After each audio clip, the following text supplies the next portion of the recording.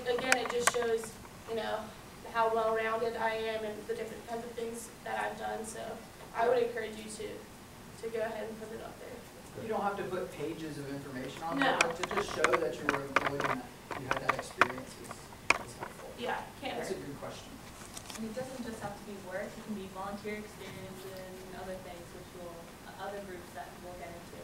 So education, as you can see, you put North Carolina State University, your GPA, depending on how high it is, so like your resume, 3.0 and above, usually you want to put on there. If it comes close, I guess maybe you can put like a 2.8, 2.9, you can probably put that on there. And dates attended, so it also helps to let people who are looking at your profile know how close you are to graduation. And your degree, obviously, communication degree, business degree, engineering degree, you want to be specific about that. Also, relevant coursework, and we kind of talked about this, relevant coursework and other relevant projects. So if you're taking a Java coding class or learning how to write newsletters, that's relevant coursework that you'd want to have on your LinkedIn. If you had to do a presentation of some sort that's videotaped, put that on there too, because that can also be relevant for whatever job you're trying to get. Honors and awards. So if you get the professional development certificate, that's an award. You can put that on there. Works really great. And if you're in any societies or activities, so if you're in a fraternity, sorority, whether it's academic related, like the business co-ed fraternity, or service fraternity or sorority, put that on there as well. It's another great way to possibly connect with people looking at your profile. And club sports, as well as if you're a writer, photographer, designer for the technician, or any other publication or group on campus, put it down there as well. It shows your involvement, shows that you're interested in different things, and if you have a leadership role in them, definitely put that on there. And organizations, kind of the same thing. Organizations on and off campus, so if you're working off campus, put that on there. If you're involved in local Raleigh, Cary, groups, put that on there. Okay, cool. You're going to notice that there's some overlap and there's flexibility in LinkedIn. Whether it's you can put something under your education, or you can put it under organizations, or etc., or these others. So we have skills and endorsements, volunteer languages, honors and awards. There's a lot of different places that you can put your information. And so what we tell people is do what's best for you, right? The reason they have that is so that a lot of different people can have different options, because maybe your organization is within your education, or maybe it's totally separate and it's outside. So you can do however it makes most sense for you. One thing that we want to talk about, skills and endorsements. So if you put that you have a certain skill, people can go in on LinkedIn and say, oh, like Sarah, she's really good at public speaking, I'm going to endorse her for that. Or sometimes it gives you an option to endorse all 4 people for a certain skill. One kind of word of warning about endorsements is that because it's so easy to just endorse somebody and then they kind of hope that you endorse them back, it doesn't necessarily mean that they are proficient, right? Sarah is in fact a great public speaker, but maybe you get endorsed for some weird skill that you're not really proficient in, and so then you could get set up and have someone ask you about it, and you're like, well, I'm not that good at that. They're like, well, 30 people on LinkedIn said you were. So kind of be careful with that, and that's kind of where recommendations come in. We're going to talk about that in a little bit. Some of your other options that you can put on your LinkedIn profile, the things that you do to volunteer, right? So Career Ambassadors is a volunteer organization. That's something that we would put under volunteer. Languages, does anybody here speak another language? Oh wow, that's great. Oh, that's awesome. You should put that on LinkedIn under languages. Honors and awards, this can be inside of school or outside of school, right? If you're an Eagle Scout, put that on there. Projects, if you have projects within school or out of school, maybe you like to work on your car in your garage every Thursday with your buddies, put that on there. You know, people are interested in stuff like that. Courses. One note, please put your courses on there, but you don't have to necessarily use that kind of weird, funky code with the numbers. It makes it sound important, because recruiters don't know what those numbers mean. But if you put the actual course title, there's a better shot that they'll understand. Does that make sense? I have a question on the courses. Yes. I don't think I have enough space to the courses. I mean, I have my undergraduate back in India, and we have a lot of courses. And there's like a word limit or something over there, 2 hours. And this was regular reading. Yeah. And So maybe pick the ones that are most relevant. Yeah, the ones that you really gain something from, learn something from, did a cool project that you can upload on there. Yeah. I wouldn't put all of them, but again, LinkedIn doesn't have a space limit, so you could add a good amount, but again, don't. Yeah. So let's talk, we just finished our construction phase. We're about to move into the connections phase. But I want to kind of bring up an idea here about flossing, right? So when's the last time that you flossed your teeth? You don't have to tell me because I don't really want to know, but I can probably predict that it was right before you went to the dentist, right? Maybe, okay. You don't have to tell. Don't make your LinkedIn profile like flossing, okay? You should floss every day. That's what they say at the dentist. You really should. And you just like you should update your LinkedIn, not every day, but every so often to keep it fresh. You shouldn't update it right before you realize that, oh, you have an interview, someone's going to look you up. Because then it may be too late. They've already probably looked you up. So think about the floss when you're thinking about your LinkedIn profile. Don't do it right before the dentist. Because if you go to the dentist, like, they know your gums are going to bleed. It just happens, right? And they may ask you, when's the last time you flossed? And you can say, oh, well, you were there. Anyway,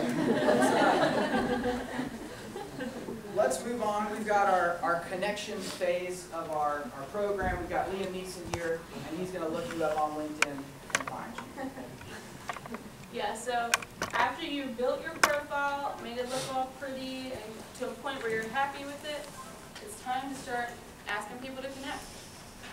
It's similar to what you would do on Facebook, but one thing that we really encourage you to do, Miriam suggested it at the beginning of the presentation, is personalize it. So it's going to have a default kind of phrase, just like, what's your name? So it'll say, hi, my name's Catherine, I would like to connect with you on LinkedIn. That's just kind of the basic thing that it's going to say. And you can push send, but it's better if you personalize it and say, hey, my name's Catherine, I have a class with you on Mondays and Tuesdays. Monday and Wednesdays, we don't do Monday and Tuesday here at NC State. But I really enjoyed working with you in this group project we did last semester. I'd love to connect with you and on LinkedIn.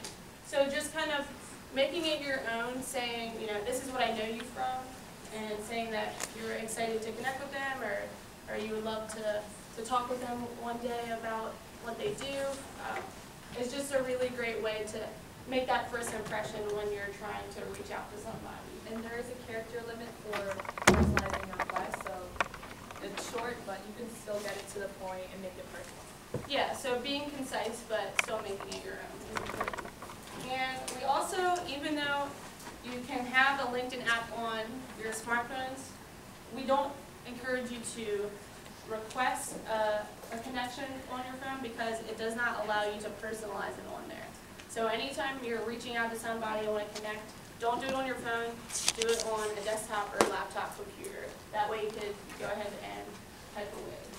And then if you're kind of having trouble with who to connect with, a little concerned about who you should reach out to, we talk about the 3 F's: family, friends, faculty. So go ahead and connect with your cousin who works at an awesome organization in Syracuse. Connect with your brother who works down the road at Duke or something. Connect with friends in classes, your colleagues, and faculty members, your teachers. A lot of them have profiles on LinkedIn. So kind of starting with your basic core connections, people in your life that you're comfortable with, know very well, and then from there expanding upon your profile. So that, if you're feeling a little concerned, that's where we would love for you guys to start. So we're going to pull up LinkedIn real quick and show you some stuff. Let's go to Marcy. So Marcy Bullock is our career ambassador coordinator. And so I wanted to show you some of the endorsements. See right here, we can endorse Marcy for public speaking, teaching, Microsoft Office, career counseling, student development, right there. It's pretty easy to make endorsements. We talked about that. And then if you scroll down, you can see recommendations. You can see I recommended her, she recommended me. And that's kind of like a nice thing to do. If somebody gives you a recommendation, then you can send one back to their way. And you can edit it and see, we can't edit, but you can see it before it posts on your profile. And so here's some other, Heather Williams and Marcelo Anderson also recommended here as well. So another great tool on LinkedIn that you should definitely take advantage of are following groups. So each college has a LinkedIn page that you should connect or follow. So Todd's going to pull up, I guess, maybe his college, which would be College of Engineering. Connect with it. There's also the alumni group for NC State. There you should follow local businesses that you may be interested in. So Tess, I'm sure, has a LinkedIn page. Connect with them. I'm a communication major, so I connect with SMA Communications. They're all different types of groups and certain individuals, but also there's a group called Innovations and something else that posts really interesting articles that I follow. So follow groups, follow organizations, just do some research to see what kind of piques your interest, because they're really interesting and informative articles posted by companies and individuals on LinkedIn. Another great thing that's on LinkedIn not many people know about is called the alumni tool. And if you go ahead and type in your education information that you're a student at North Carolina State University, it goes ahead and pulls up all of the people on LinkedIn that have graduated from NC State or are current students.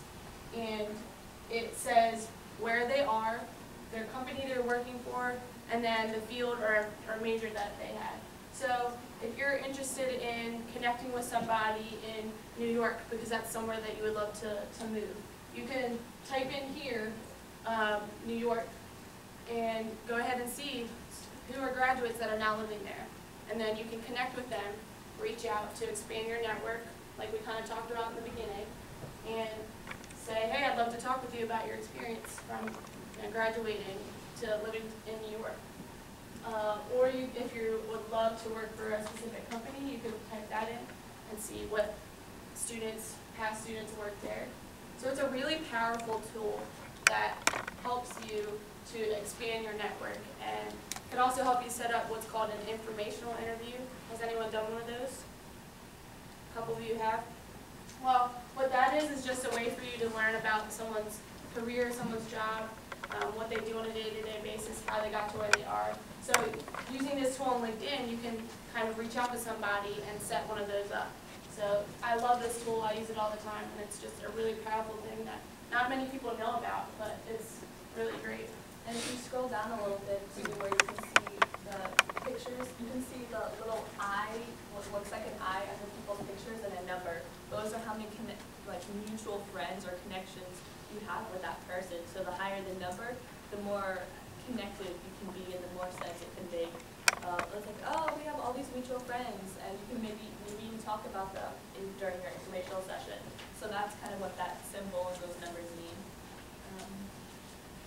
And you can also publish posts on your own, as long as, we want you to use it to explain something you're interested in, or expand upon what you're doing in a certain class or something, but don't use it the way you would use Facebook.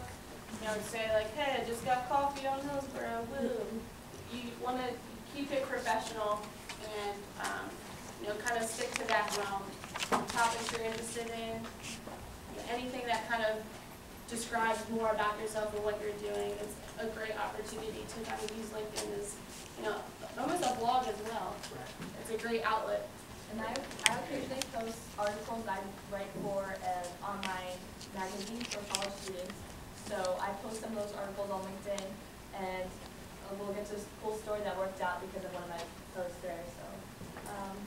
Any questions about connecting or anything that we just talked about in the past 10 minutes? Cool. That's good.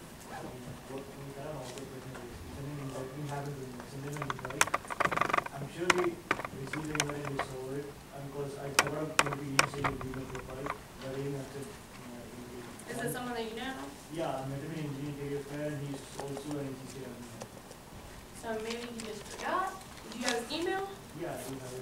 Maybe you could send him an email, just be, to reach out to him in another way. I wouldn't say, hey, you saw my profile, why didn't you accept my friend request? Yeah. But he might have just forgot or something, he was on his phone and he looked at your profile. Like we said, a lot of people do that, and that kind of causes that miscommunication. But reaching out to him in another way,